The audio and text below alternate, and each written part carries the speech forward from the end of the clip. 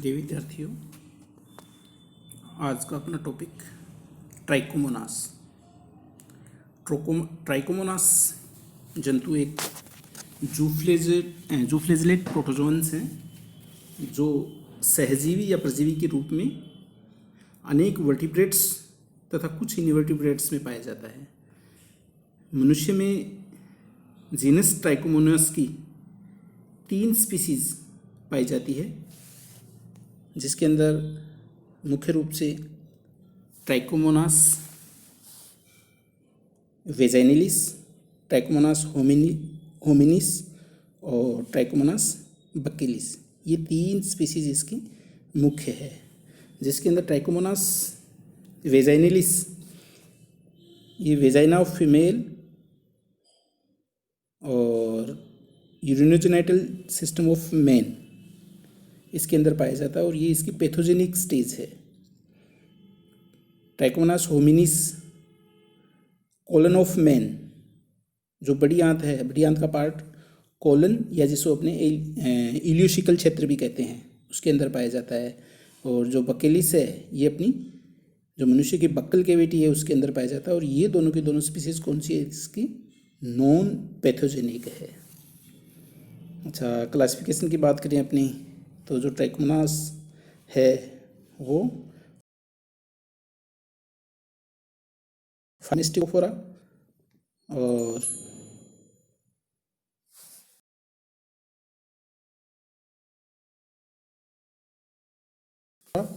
और ऑर्डर है वो इसका ट्राइकोमोनिडा, जीनस ट्राइको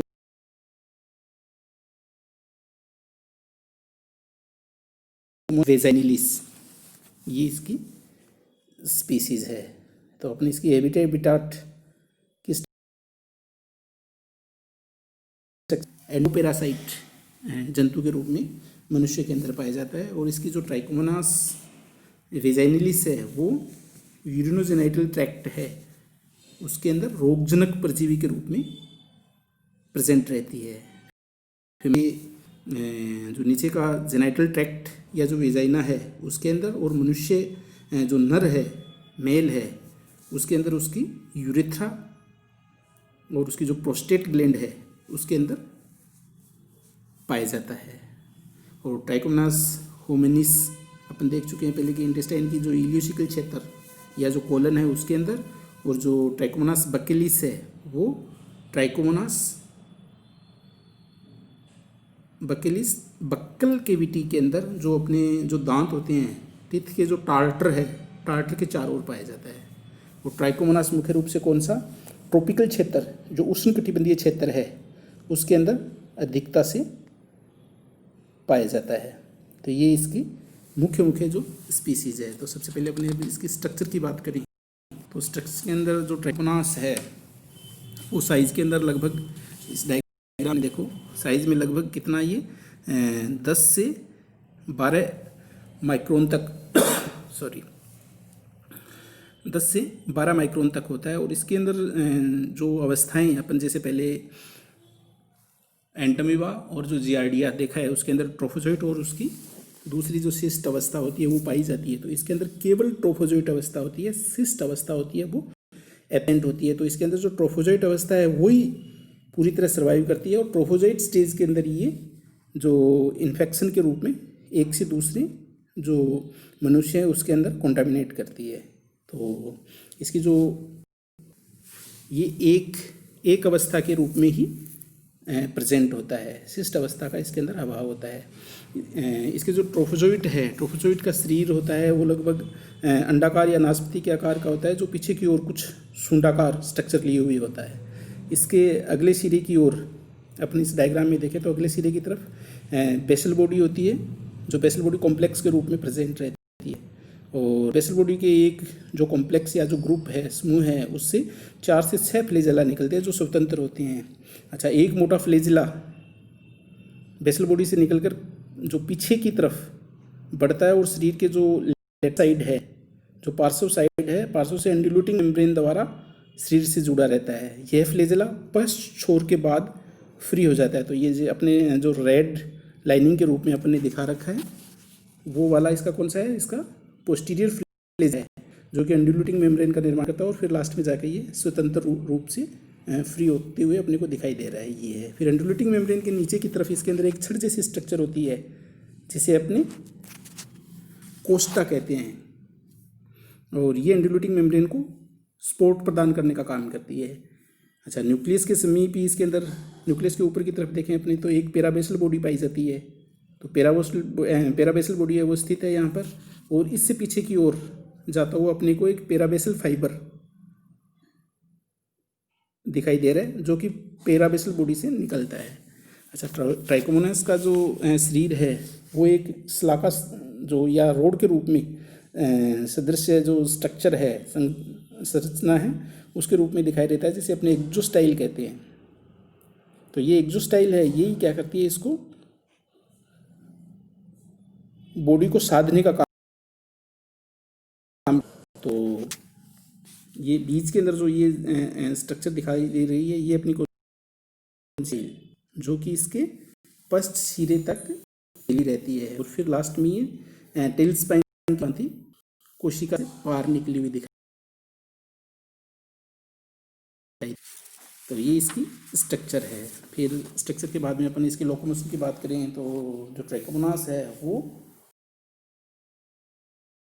और जो रोटेशन मूवमेंट है उसके द्वारा गति करता है। अच्छा, इंटेस्टाइन में पाई जाने वाली स्पीसीज है, इंटेस्टाइन के अंदर कौन सी इसकी होमिनिस स्पीसीज, तो वो क्या करती है, इंटेस्टाइन के अंदर बैक्टीरिया और जो अपचित पदार्थ है उससे अपना न्यूट्रिशन प्राप्त करती है, और जो वेजाइनल और जो बकल कैविटी के जो हैं ट्राइकोमोनास, वो परजीवी अपने चारों तरफ जो ठोस मटेरियल उपलब्ध होता है उन्हीं से अपना भोजन ग्रहण करते हैं।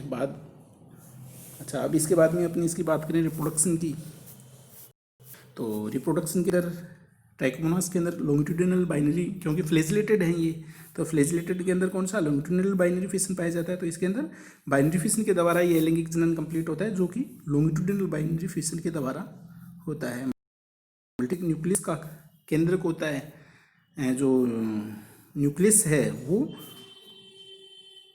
अधिक तेज गति से विभाजित होता है, और जो साइटोप्लाज्म होता है वो स्लो तेज विभाजन नहीं कर पाता है। इस कारण क्या होता है, जनन के समय इसके अंदर मल्टी न्यूक्लिएट स्टेज देखने को मिलती है।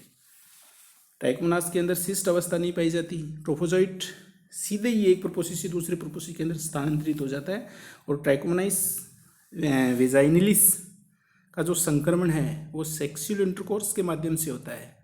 अन्य जो स्पीसीज है उसका संक्रमण भी व्यक्ति के आपस में कांटेक्ट में आने से, स्पर्श या जो अन्य किसी तरह से संपर्क में आने से होता है।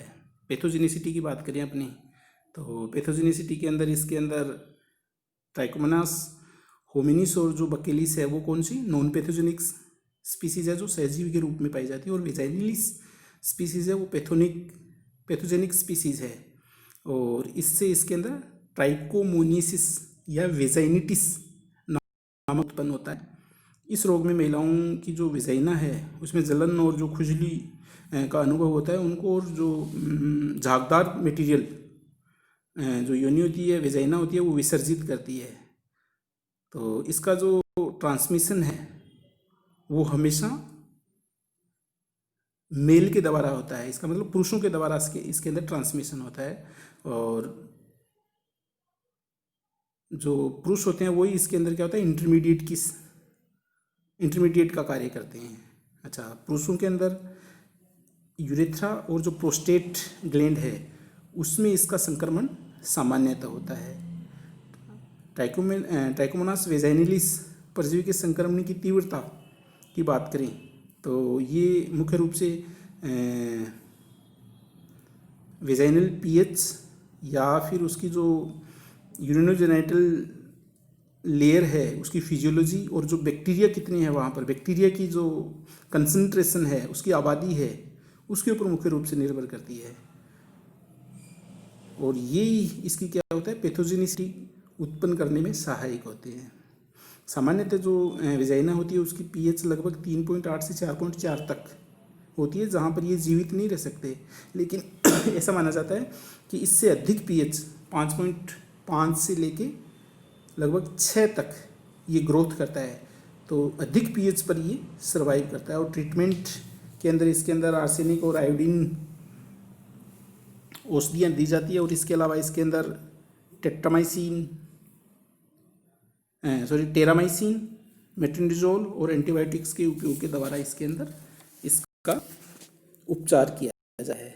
तो इस तरह से ये ट्राइकोमोनास, उसकी स्ट्रक्चर, रिप्रोडक्शन, उसके अलावा उसकी पैथोजेनिसिटी और उसका ट्रीटमेंट, तो ये अपना टॉपिक। तो जो पैथोजेनिसिटी के जितने भी जो अपने इसके अंदर जंतु है, जैसे में लिस्मानिया, जियार्डिया, एंटमीबा, ट्राइकोमोनास, ये सारे अपने इसके अंदर अपन देख चुके हैं। तो ये अपना जो फर्स्ट यूनिट ये कंप्लीट हो गई है। Thank you.